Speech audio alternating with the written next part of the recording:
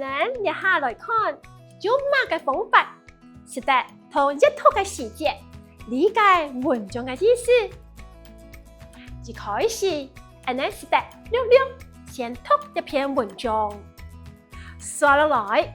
简单挖出文章底度嘅因果关系，先看出原因同结果了后，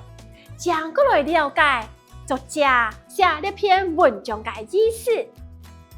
假使俺们使得按呢来练习，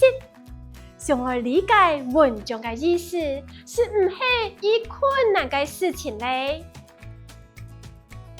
刷落来，好提醒答题能力嘅部分，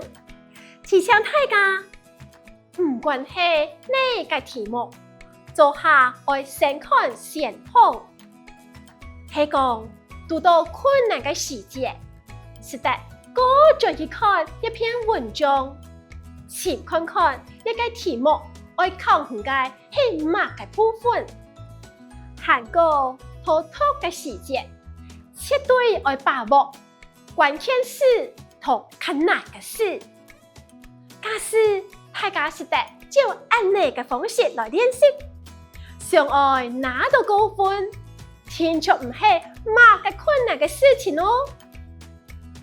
姊妹，祝福大家考試順利！